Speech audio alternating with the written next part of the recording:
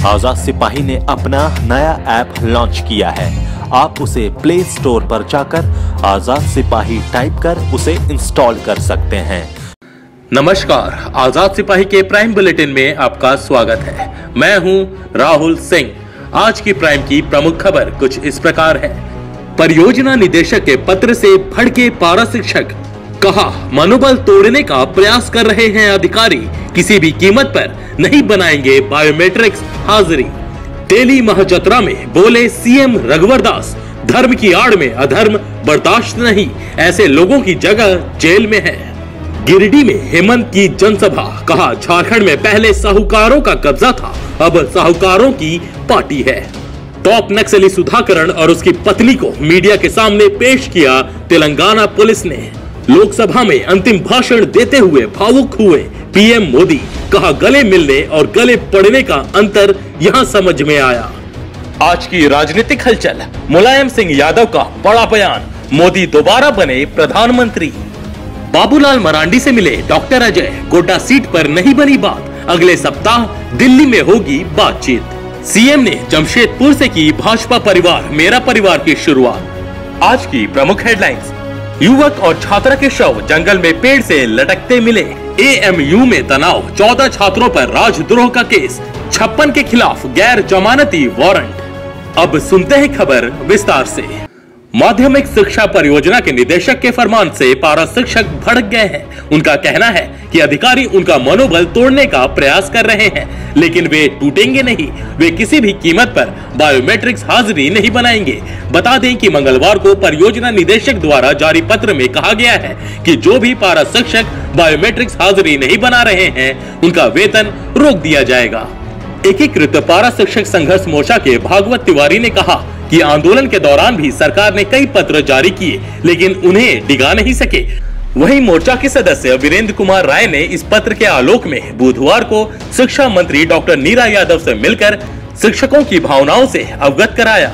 मंत्री ने मामले में परियोजना के अधिकारियों से बात की है। मंत्री ने आश्वस्त किया है कि जल्द ही कमेटी की बैठक बुलाई जाएगी। अब नजर डालते हैं आज की दूसरी प्रमुख खबर पर। मुख्यमंत्री रघुवर दास ने कहा कि सरकार सभी धर्मों का सम्मान करती है, लेकिन लोभ और लालच देकर धर्मांतरण करने वाले जेल जाएंगे।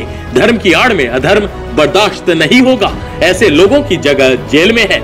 मैंने आजीवन धर्मांतरण का विरोध किया है और आगे भी करूंगा। कुछ विदेशी ताकतें आदिवासियों की संस्कृति, बिरसा आबा, सिद्धो कान्हू की संस्कृति को बर्बाद करना चाहते हैं। ऐसी शक्तियों से मिलकर मुकाबला करना है। मुख्यमंत्री ने उक्त बातें बुधवार को गुमला के परमवीर अल्बर्ट एक्का स्टेडियम में आयोजित 19वें वार्षिक तेली महाजत्रा में बतौर मुख्य अतिथि कही।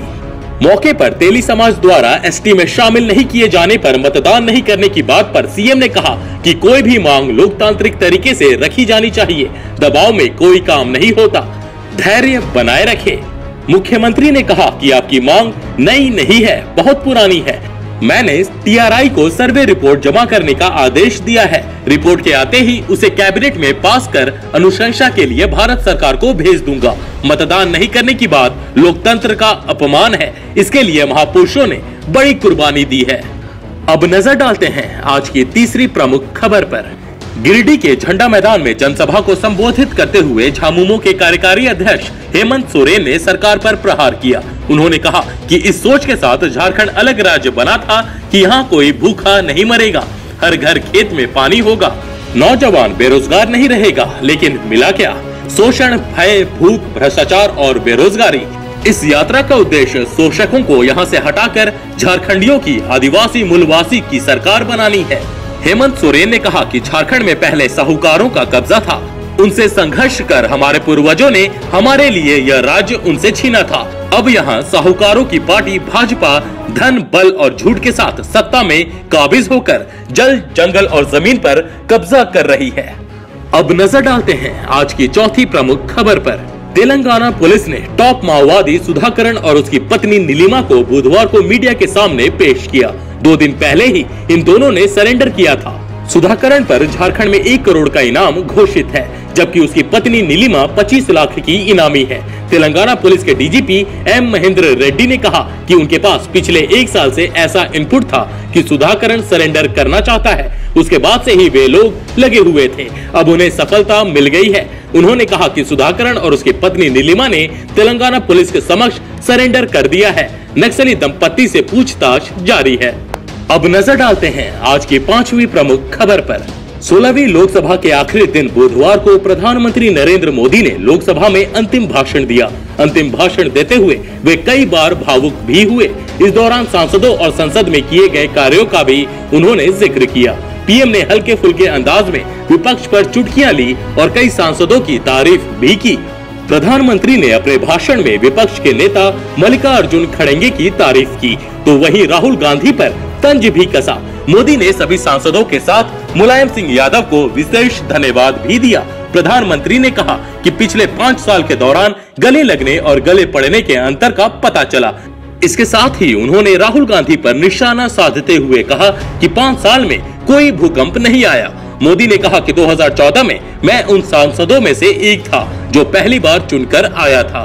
मैं यहाँ बिल्कुल नया था। अब नजर डालते हैं आज की राजनीतिक हलचल पर। मुलायम सिंह यादव का बड़ा बयान, मोदी दोबारा बने प्रधानमंत्री। उत्तर प्रदेश के पूर्व मुख्यमंत्री और सपा नेता मुलायम सिंह यादव ने प्रधानमंत्री नरेंद्र मोदी को लेकर बड़ा बयान दिया है। लोकसभा में मुलायम ने कहा कि प्रधानमंत्री नरेंद्र मोदी को दोबारा पीएम बनना चाहिए। मुलायम ने मोदी की जमकर तारीफ की। संसद सत्र के आखिरी दिन बुधवार को सदन में बोलते हुए मुलायम ने कहा कि मैं चाहता हूं कि नरेंद्र मोदी फिर से देश के प्रधानमंत्री बने। मोदी ने कई जायज काम किए हैं, कोई उन पर टिप्पणी नहीं कर सकता है। मुलायम सिंह यादव ने कहा कि मैं कामना करता हूं कि यहाँ जितने सदस्य हैं दोबारा जीत कर आए। इसके साथ ही पीएम मोदी की तारीफ करते हुए उन्होंने दोबारा पीएम बनने के लिए शुभकामनाएं भी दी। मुलायम के बयान के बाद पीएम मोदी ने दोनों हाथ जोड़कर उनका धन्यवाद किया। बाबूलाल मरांडी से मिले डॉक्टर अजय। गोड्डा सीट पर नहीं बनी बात, अगले सप्ताह दिल्ली में होगी बातचीत। झारखंड में गोड्डा लोकसभा सीट को लेकर महागठबंधन की गांठ खुलने का नाम नहीं ले रही है। झाविमो सुप्रीमो बाबूलाल मरांडी को मनाने की कोशिश में कांग्रेस के प्रदेश अध्यक्ष डॉक्टर अजय कुमार मंगलवार की रात से बुधवार सुबह 11 बजे तक लगे रहे। बाबूलाल से उन्होंने बरगड्डा स्थित उनके आवास पर मुलाकात की। लंबी बातचीत के बाद बाबूलाल ने होटल जाकर आरपीएन सिंह से मिलने से इनकार कर दिया। इसके बाद फोन पर ही उनकी कांग्रेस प्रभारी आरपीएन सिंह से बात कराई गई। इसमें अगले सप्ताह दिल्ली में बातचीत पर सहमति बनी है। सीएम ने जमशेदपुर में की भाजपा परिवार मेरा परिवार की शुरुआत। मुख्यमंत्री रघुवर दास ने जमशेदपुर से भाजपा परिवार मेरा परिवार कार्यक्रम की शुरुआत की। कार्यक्रम में सीएम ने कार्यकर्ताओं को झंडा और स्टिकर दिया।